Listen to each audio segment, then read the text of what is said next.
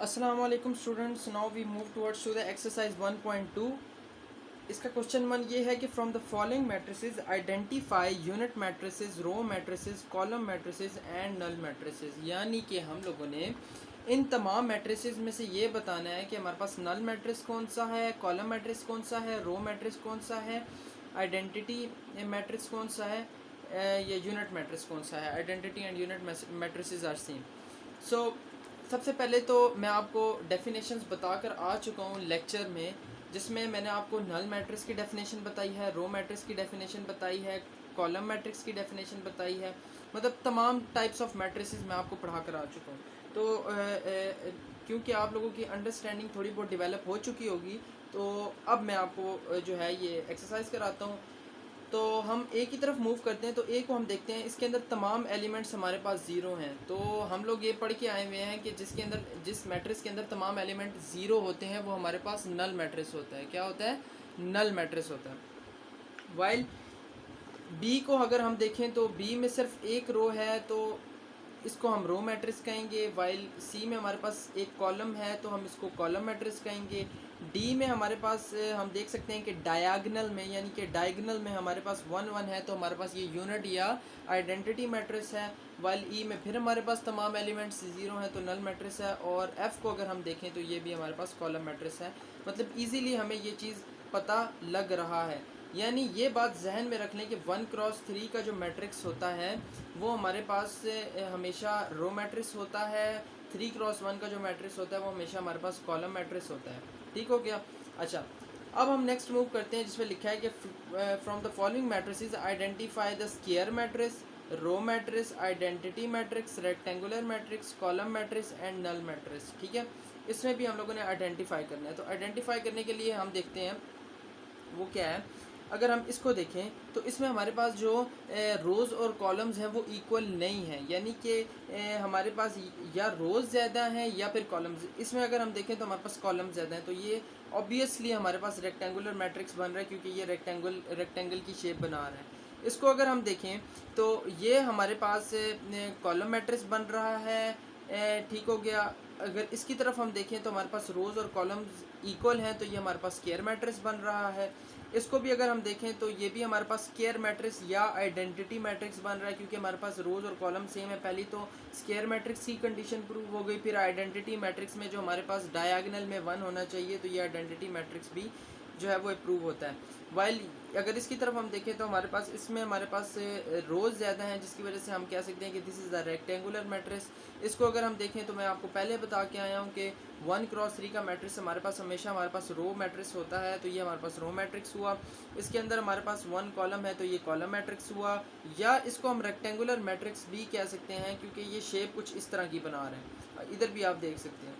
While इसकी तरफ अगर हम देखें तो रोज़ और कॉलम सेम है, तो ये हमारे पास स्क्वायर मैट्रिक्स है। और वाइल अगर हम इधर देखें तो ये तमाम एलिमेंट्स हमारे पास ज़ीरो हैं, तो हम इसको कहेंगे कि ये नल मैट्रिक्स है।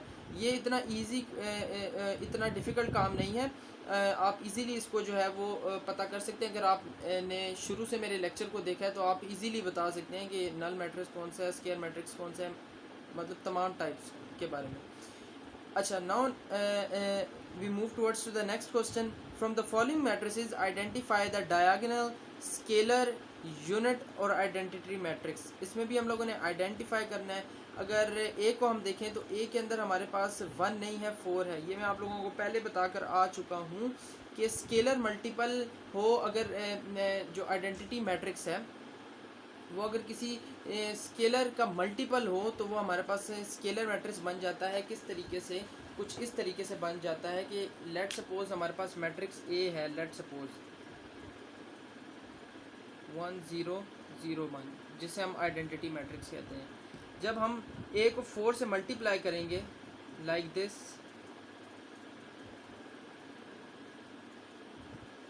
तो हमारे पास ये कुछ इस तरीके से बन जाएगा। तो इसको हम कहेंगे कि this is the scalar matrix. ठीक हो गया? इसको हम स्केलर मैट्रिक्स कहेंगे।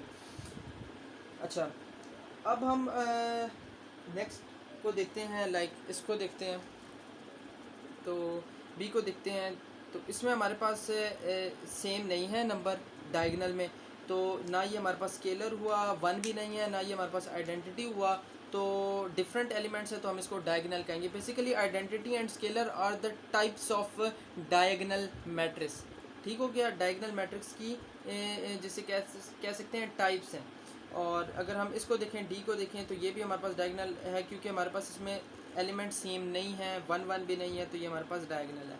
वाइल अगर हम ई को देखें तो ई को अगर हम सॉल्व करते हैं तो 5 - 3 2 बनता है, 1 + 1 2 बनता है, 2 and 2, तो ये हमारे पास स्केलर मैट्रिक्स होगा क्योंकि हमारे पास 1 1 नहीं है। मैं आपको बता चुका हूँ scalar multiple of a matrix, identity matrix is the scalar matrix. ठीक हो गया। अच्छा, नेक्स्ट हमारे पास क्या होता है, नेक्स्ट हमें कहते हैं कि find the negative of the matrices A B C and D.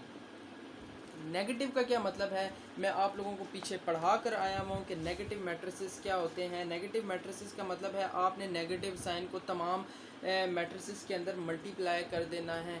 ठीक हो गया। अगर आप इस तरह करते हैं तो नेगेटिव ऑफ मैट्रिक्स अगर हम इसका लेते हैं, लेट्स सपोज चले हम ई को ले लेते हैं और इसको हम सॉल्व करते हैं और पता करते हैं कि हमारे पास क्या आंसर आता है।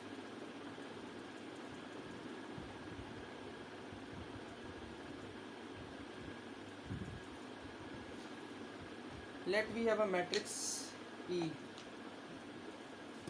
which is 1 2 -5 and 3।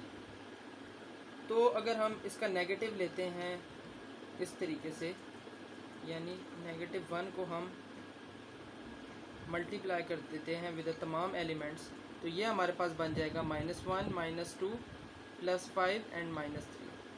This is the negative of the matrix. ठीक हो गया, ये नेगेटिव ऑफ द मैट्रिक्स है। ठीक है, कोई जो है वो मुश्किल काम नहीं है, बहुत इजी काम है, और इस तरीके से अगर आप इसको सॉल्व करेंगे तो ये इजीली सॉल्व हो जाएगा। अब हम नेक्स्ट क्वेश्चन की तरफ मूव करते हैं। क्वेश्चन नंबर 5 जो है हमारे पास, find the transpose of the each of the following matrices. Transpose का भी मैं आपको बता के आया हूँ कि ट्रांसपोज किस तरीके से फाइंड करना है। अब मैं आपको यहाँ पे प्रैक्टिकली बताता हूँ कि किस तरीके से आप ट्रांसपोज को फाइंड करेंगे। तो इसको हम अरेज कर देते हैं।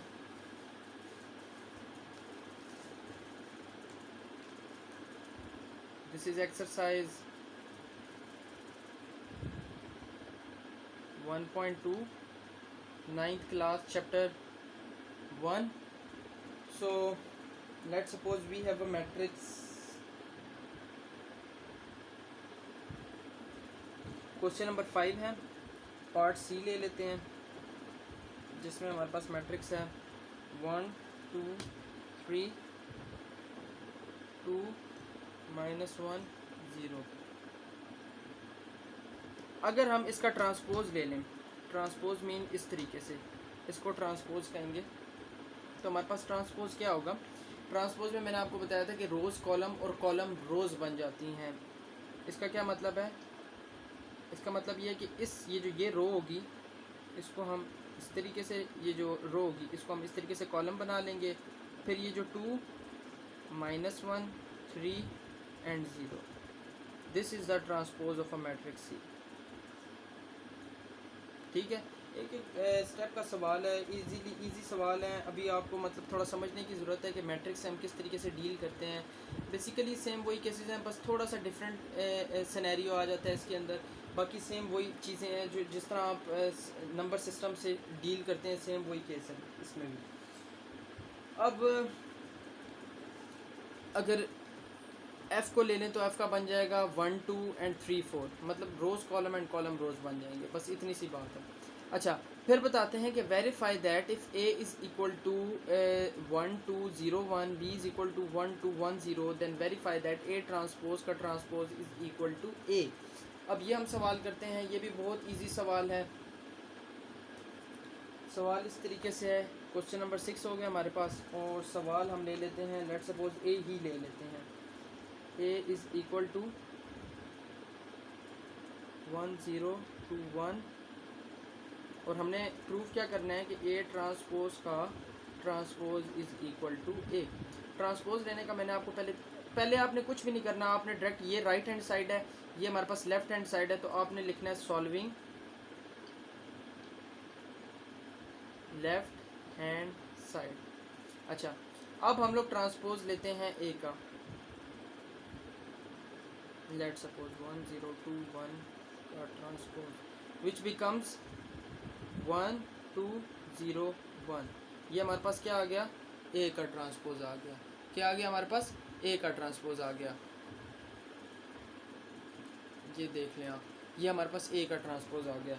अच्छा, अब हम लोगों ने क्या करना है, अब हम लोगों ने ए ट्रांसपोज का ट्रांसपोज लेना है, मतलब कि 1021 का हम अगेन ट्रांसपोज लेंगे।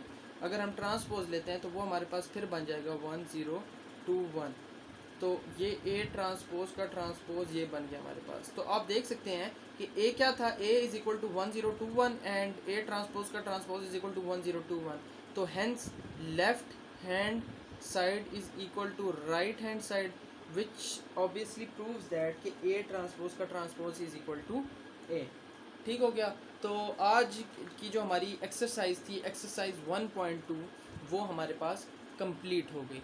Thank you so much for listening और वॉचिंग माई वीडियोज़। अगर आप लोगों को कुछ चीज़ समझ नहीं आ रही तो आप नीचे कमेंट में बता सकते हैं। मैंने प्रीवियस वीडियो में भी बताया था कि हम लोगों ने जो है वो फेसबुक ग्रुप भी बना लिया है और हम लोगों ने फेसबुक पेज भी बना लिया है, उसके भी आपको लिंक मिल जाएंगे। आप लोगों ने बस सिर्फ ये है कि अपने सवाल वहाँ पर पुट करने हैं, आपको बाकायदा वीडियोस बना के दी जाएंगी जो चीज़ आपको समझ नहीं आ रही। लेकिन आई होप कि मैं जितना समझाना चाह रहा हूँ आप लोगों को वो चीज़ें समझ आ रही होंगी। थैंक यू सो मच, और don't forget to subscribe my channel, क्योंकि अगर आप लोग चाहते हैं कि आप लोगों को तमाम मेरी जो है चैनल से रिलेटेड वीडियोस आपको मिलती रहें, आपके पास पहुंचती रहें, तो आपको सब्सक्राइब लाजमी करना होगा। साथ में जो बेल आइकन का जो बटन है उसको लाजमी प्रेस कर लें, क्योंकि अगर आप उसको प्रेस नहीं करेंगे तो आपके पास नोटिफिकेशन नहीं आएंगी। तो thank you so much for listening. I hope कि आप लोगों को समझ आ रही होगी। देन ओके, अल्लाह हाफ़िज़।